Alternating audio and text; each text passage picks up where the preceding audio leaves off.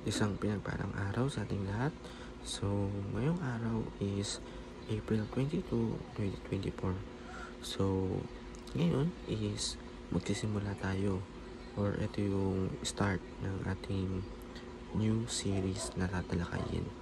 So, bago natin sabihin or talakayin itong series natin, muli muna nating balikan yung kakatapos lang nating series na tinalakay nitong last week or kahapon na last. So, ito yung renewal and transformation in Christ. So, yung binabago tayo. Meron tayong renewal ng sarili natin at transformation ng ating sarili na kasama na natin or na kay Kristo na tayo.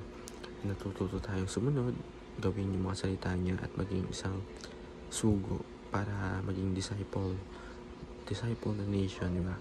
So, ayun, ang new series natin ngayon is Heart of Worship.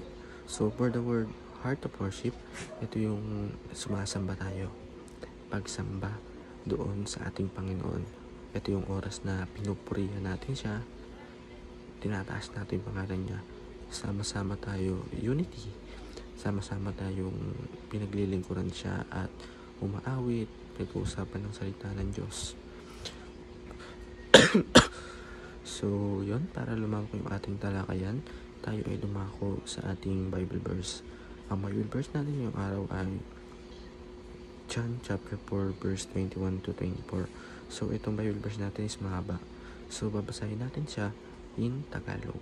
So, ang sabi dito, sinabi ni Jesus sa kanya, "Ginang, maniwala ka sa akin. Darating ang oras na sasambahin ninyo ang Ama, hindi sa bundok na ito ni Jerusalem. Hindi nyo inaikala na sasamba ninyo. Kilala namin ang aming sinasamba sapagkat ang kaligtasan ay ang mga Hudyo.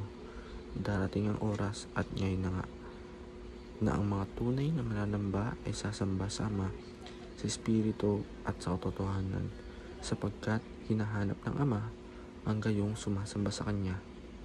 So, ayun, para lumawak yung ating talakayan sa ating Bible verse, tayo ay dumako sa una nating teaching. Ang una sa ating teaching, worship is boundless. So, yung pagsamba or yung worship is boundless. So, worship is spiritual encounter. So, yung pag-worship natin ay yung sama-sama nating pinag-uusapan, sinasamba ang Panginoon. Yun, sama-sama tayo parang yung na-encounter natin, yung mga banal na espiritu na nagiging tulay din para makarating sa Panginoon or nagiging kasama natin para maging spiritual yung life natin. So, worship involved mission. So, yung pag-worship na yun is na-involve ng mission. Mission natin is which is yung yun nga yung disciple all the nation. Yung nakakahikaya tayo ng mga tao para makinig at mag-aral ng salita ng Diyos. Turuan at makinig para sambahin or aralin ang salita ng Diyos. Sa ating application, exalt God whenever we are. So, exalt natin yung Panginoon kung saan man tayo naroon. Kung saan man tayo, exalt natin lagi yung Panginoon. Encounter Jesus meaningfully. Yung pag na-encounter natin or encounter natin yung Panginoon ng meaningful or dapat talaga may meaning sa buhay natin. So, last, extend the invitation to worship God.